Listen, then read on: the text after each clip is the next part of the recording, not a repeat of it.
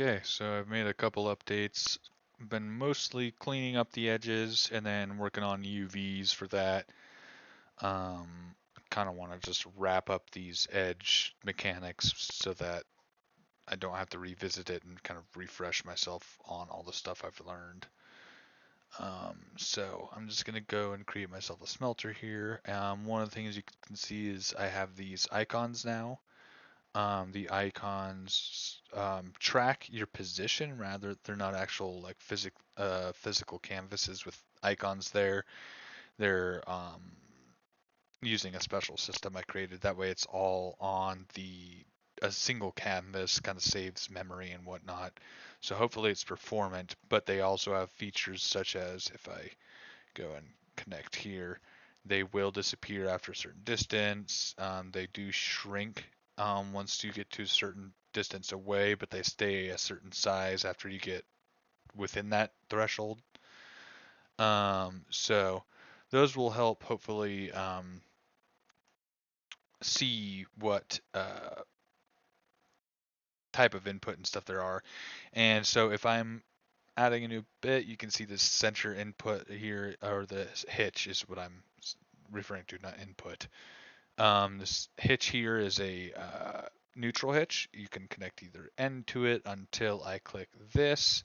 And now you can see it's attached to this input hitch. So one of the new things that we have is, again, UVs, which allowed me to make some channels. So I have a center channel for your belts, your side channel for the sidewalls, a bottom channel for the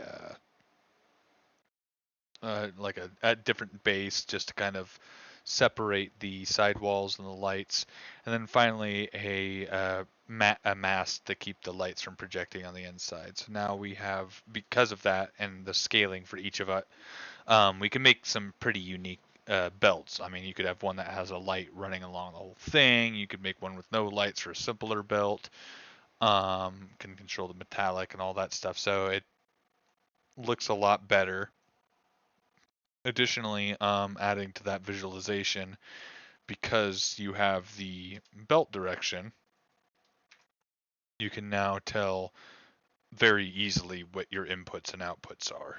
So if I came over here to the smelter here and I hit connect to that, you can see I know that I can connect to this belt because the direction we're going is the same.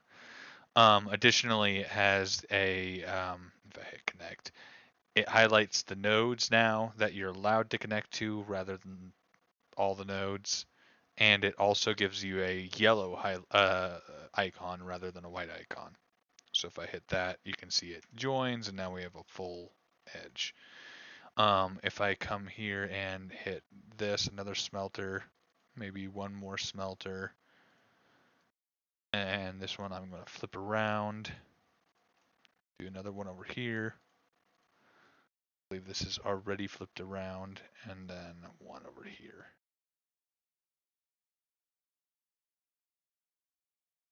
If I take this smelter and I connect from that point, you can see first the belt is going the opposite direction. That's because I'm coming from to an input node rather than an output node like this one here. And these symbols are going to change. These are just a quick icon pack I happen to have, so it made it easy to prototype, but I definitely think we're going to need some clearer symbols because while these make sense, it's also I don't know, it's not intuitive. I have to think about it for a second when I look at them. But one of the things you can notice is all the yellows. You can see again, this is a input.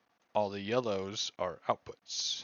And that includes if I come over to one of these points here and I delete the point, and then I hit connect, you can see this one is grayed out, but this one right here is yellow, and that's because it's connected to an input node that I can access. Additionally, you can see I have the this in between node, the neutral node is yellow, and that's just because I am able to connect to it. Although right now I cannot because my angle is too sharp. So yeah, I can connect to it like that.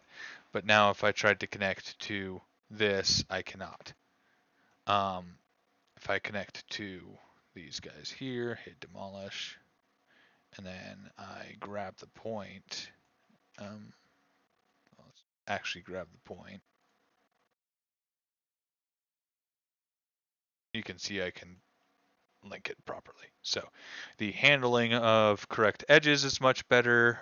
We have this much nicer looking belt system. There are some normal issues, like you can see right here, the metallic sheen is really going nuts right here, and I believe that's due to my normal mapping.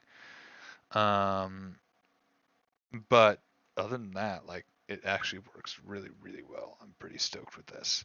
So I think maybe a few more tweaks just to clean it up, but I think all in all that it's ready for going through much of the alpha and beta until we get to a point where we're actually trying to polish up the visuals. I think this will do more than enough and give us a baseline to work with that doesn't require a whole bunch of overhaul when we're trying to work on the visuals. Um, I think the mapping of the UVs and the textures and the normals and all that stuff is working all right. So between that and the icon system, I think we have a much, much better state for gameplay and UI and whatnot. One thing I do want to mention is that these little icons are not just limited to these hitches and edges and stuff.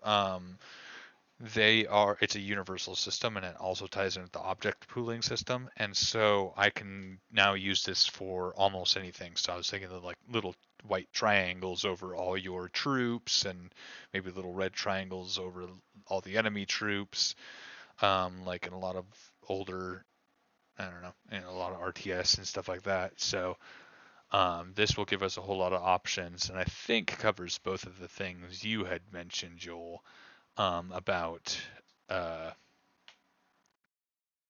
um, being a little bit more clear where how to connect and whatnot.